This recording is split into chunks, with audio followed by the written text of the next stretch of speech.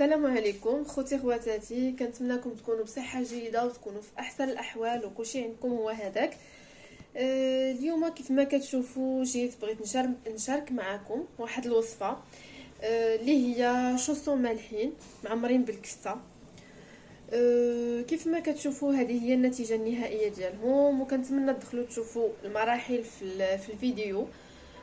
راه فيهم المقادير والطريقه كامله، وهانتوما كيف ما كتشوفوا النتيجه النهائيه، ونخليكم مع لا فيديو.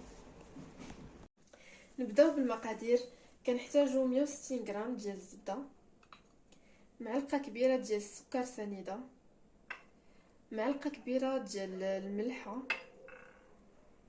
خماره وحده ديال الكاطو،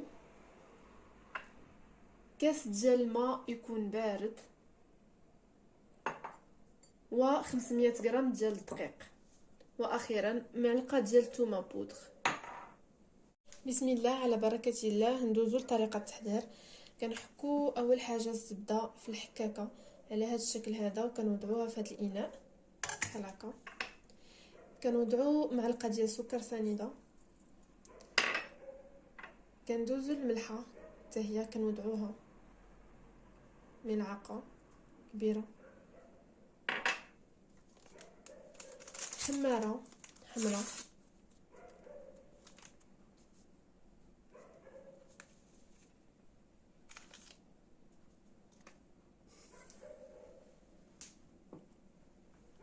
من بعد كندوزو للطحين. كنديرو الطحين الدقيق 500 غرام، كنديرو شويه ديال الثومه بودغ على هذا الشكل هذا،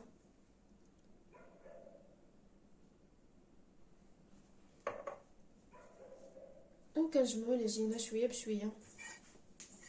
كنخلطوا المقادير بحال هكا على هذا الشكل.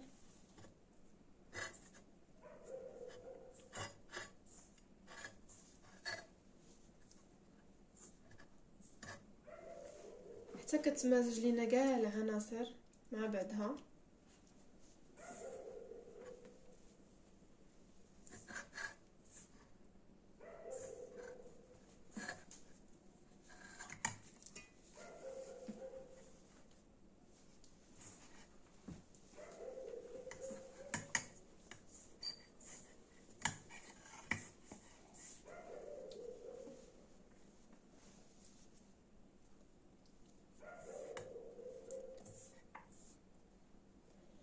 ومن بعد كندوزو باش نجمعوا العجينه، وكنبقاو نخويو الماء شويه بشويه شويه بشويه حتى كتجمع لينا العجين.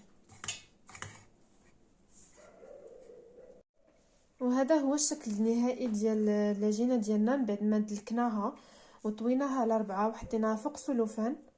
كنزيدو كندلكوها نتوما كما كتشوفوا معايا. العجينه ديالنا رطبه، كنزيدو كندلكوها على هذا الشكل هذا.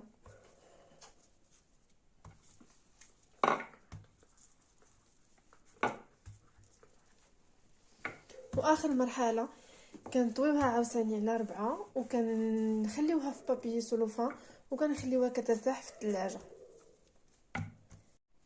وهانتوما خوتي خواتاتي، هذا هو الشكل النهائي ديال العجينه ديالنا.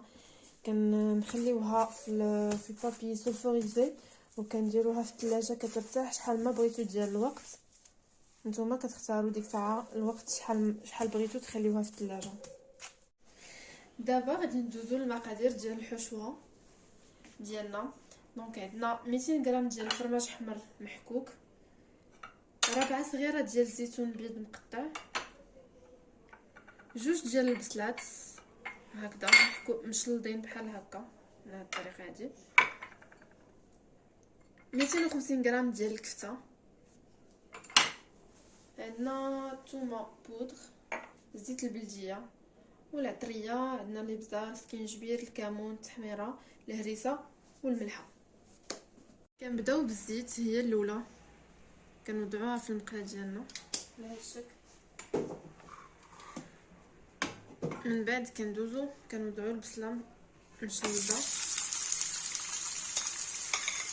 جوج بلاص كما ندير التتبيله المقادير.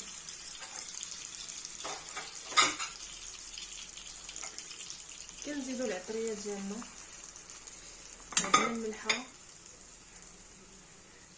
راه كتشوفوا الراس ديال معلقه كبيره عامر.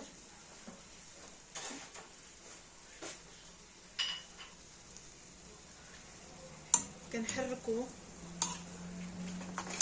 البصله مع الزيت مع شويه ديال الملحه،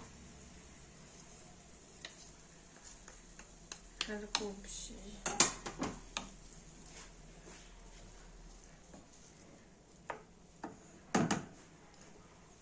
كنخليو البصله شويه حتى كتنزل. بيان سور مع التحريك.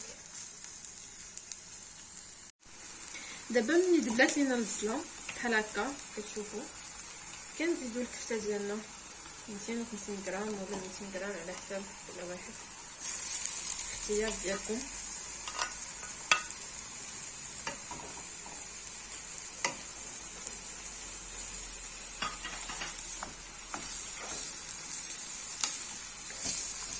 وكندوزو بالعطريه معلقه صغيره ديال الزبده،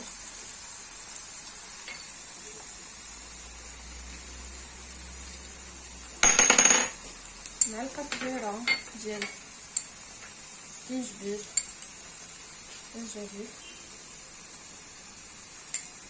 معلقه ديال الكمون،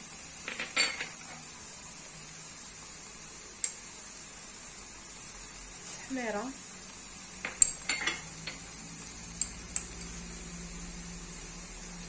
والهريسه كنديرو حتى هي معلقه اولا جوج على حساب الرغبه والذوق. الثوم المجفف كنحركو الكل، نحركو على هذا الشكل هذا.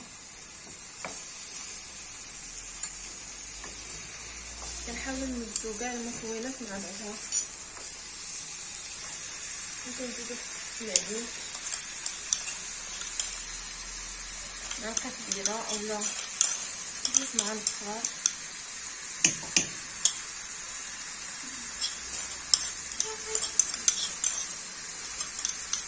على الشكل هذا.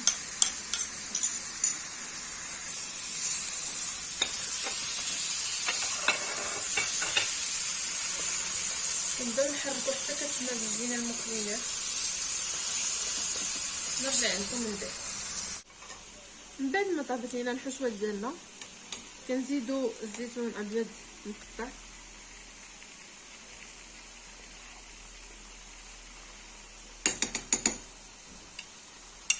نصف الكميه او الكميه كامله على حسب الاختيار ديالكم. انا ضفت غير نصف الكميه.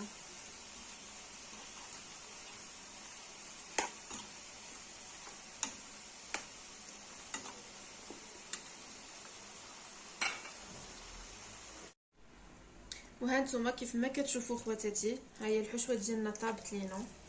من بعد كنزيدو الفرماج الجبن الاحمر المفروم،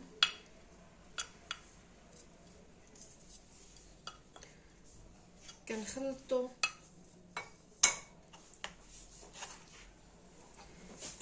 كنخلطوه مع الكفته ديالنا وكنخليوها على جنب حتى كتبرد مزيان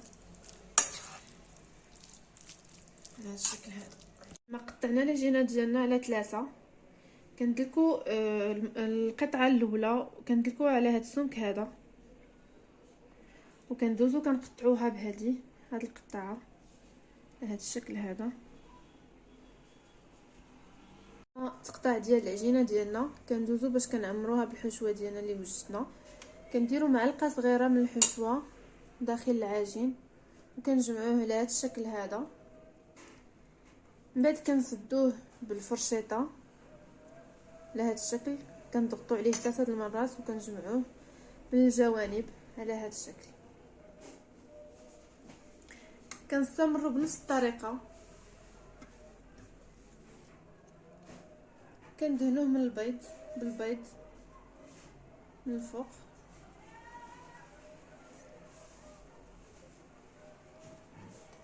باش كنزينوه بالفرماج الاحمر المفروم. كنوضعوا الفرماج الاحمر، وهذه هي النتيجه النهائيه خواتاتي من بعد ما دهناهم بالبيض وزيناهم بالفرماج محكوك. بالنسبه للتزيين كيبقى لكم الاختيار، يمكن لكم تزينوا بداكشي اللي عندكم، الحبه السوداء اولا رقائق اللوز اولا الفرماج احمر كيما درت انا. ودابا غادي ندخلوهم للفرن حتى يطيبوا، ونتلاقاو من دابا شويه باش تشوفوا النتيجه النهائيه من بعد ما كيطيبوا. وهادو هما لي شوسون ديالنا من بعد ما طيبناهم وخرجناهم من الفران. هانتوما كتشوفوا الشكل ديالهم، الشكل النهائي كيجيو رائعين ولذاذ بزاف. وكنتمنى تجربوا الوصفه، انا متاكده بانكم غاديش تندموا عليها. وكنشكركم بزاف على المتابعه، وكنتمنى الى عجبكم بيان سور الفيديو ولا عجبتكم الوصفه كنتمنى تضغطوا على لايك وتبارطاجيوها مع الاصدقاء ديالكم والعائله ديالكم. وكنشكركم بزاف، ونتلاقاو ان شاء الله في فيديو جديد مع وصفه جديده، وشكرا.